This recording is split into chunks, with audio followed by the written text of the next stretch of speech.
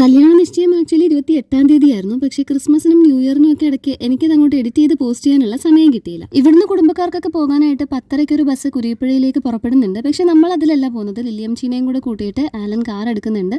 അതിലാണ് പോകുന്നത്. അമ്മച്ചിക്ക് ഈ ബസ്സിലൊക്കെ കയറാനും ഇറങ്ങാനും ഒക്കെ പാടായിരിക്കും.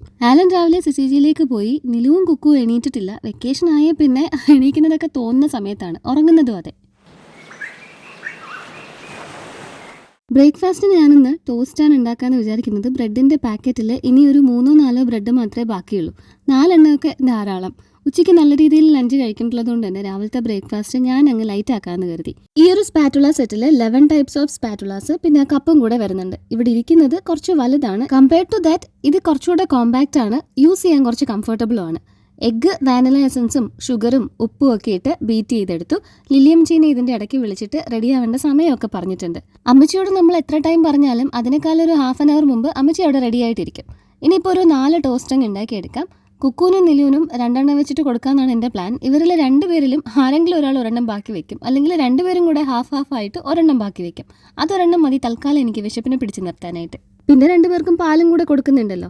എൻഗേജ്മെന്റ് കഴിഞ്ഞാൽ ഉടനെ തന്നെ നമുക്ക് അവിടുന്ന് ലഞ്ചും കഴിക്കാം. അമ്മയൊക്കെ അവിടുന്ന് അറേഞ്ച് ചെയ്തിരിക്കുന്ന വണ്ടിയിലായിരിക്കും വരുന്നത്. അമ്മയ്ക്ക് മൊത്തം സഹോദരങ്ങൾ 9 പേരാണ്. 3 മാമന്മാരും 6 വല്യമ്മമാരും ഒരു ചിറ്റയും ഉണ്ട് എനിക്ക്. പക്ഷെ ഇവരെ ആരെയും നിങ്ങളങ്ങനെ അധികം കണ്ടിട്ടില്ല എന്നുള്ളതല്ലേ. എല്ലാവരും പല വഴിക്കാണ് കേട്ടോ. ഇവിടെ ഇരപുരത്ത് ആകെ 2-3 പേര് മാത്രമേ ഉള്ളൂ.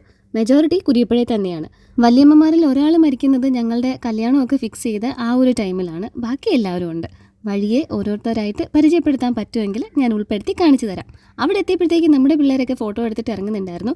വീഡിയോ എടുക്കാൻ ഫോൺ നേരെ അവന്മാരെ ഏൽപ്പിച്ചിട്ട് ഞങ്ങൾ പോയി ചെറുക്കനെയും പെണ്ണിനെയൊക്കെ കണ്ടു. സോണിമോള് പിന്നെ പണ്ടേ സുന്ദരി ആയതുകൊണ്ട് റെഡിയായി വന്നപ്പോൾ അടിപൊളിയായിരുന്നു കാണാനായിട്ട്. ഇതാണ് നമ്മുടെ ഫാമിലിയിലേക്ക് വരുന്ന പുതിയ ചെക്കൻ. സ്മിത്ത് എന്നാണ് പേര്. ഇത് കംപ്ലീറ്റ്ലി ഒരു അറേഞ്ച്ഡ് മാരേജ് ആണ്. കുരിപ്പുഴയിൽ തന്നെയുള്ള മറ്റൊരു വല്യമ്മ വഴിയാണ് ആലോചന വന്നതും ഉറപ്പിച്ചതുമൊക്കെ. ബ്രെഡും സ്റ്റൂവും ചോറും മീൻകറിയും ഒക്കെ ഉണ്ടായിരുന്നു. ജ്യൂസും ഐസ്ക്രീമും ഒക്കെ നല്ല രീതിക്ക് 2 പേരും കഴിച്ചു. നിശ്ചയത്തിന് വരാൻ പറ്റാത്തതുകൊണ്ട് കൊച്ചുപ്പ വൈകുന്നേരം ആയപ്പോഴത്തേക്ക് അവിടെ വീട്ടിലേക്ക് വന്നിട്ടുണ്ടായിരുന്നു. സോനുവിനെ സൈസാക്കി അവൻ കുറച്ച് ലോലിപോപ്പ് മേടിക്കാൻ പോയതാ. തയ്യൽ മേടിക്കാൻ പോയതിന്റെ ഇടയിൽ ഞങ്ങൾ ചിലമ്മയുടെ വീട്ടിൽ പോയി ചപ്പാത്തിയും പോർക്ക് ഫ്രൈയും ഒക്കെ കഴിച്ചു. ആക്ച്വലി വൈകുന്നേരത്തെ ഷോർട്സ് പോസ്റ്റ് ചെയ്യാൻ വൈഫൈ കണക്ട് ചെയ്യാൻ പോയതാണ്. എന്തായാലും ഞങ്ങളുടെ ഡിന്നറൊക്കെ കഴിഞ്ഞു. ഇവിടെ നെമ്മീനാണ് രാത്രിത്തേക്ക് കറിക്കും വറുക്കാനും ഒക്കെ ആയിട്ട്. ഇന്നത്തെ ഫോട്ടോസ് അവിടെ നിന്ന് ഇങ്ങോട്ട് അയച്ചിട്ടുണ്ടായിരുന്നു. ഓരോന്ന് എടുത്ത് അവളെ തന്നെ ട്രോളിക്കൊണ്ടിരിക്കുമായിരുന്നു. നമ്മുടെ നവോദയ ഇവന്റ്സ് ആണ് മാരേജിന്റെ ബാക്കി കാര്യങ്ങളൊക്കെ നോക്കുന്നത്. ഹൽദിയും മധുരം കിള്ളലും ഒക്കെ വഴിയെ കാണാം.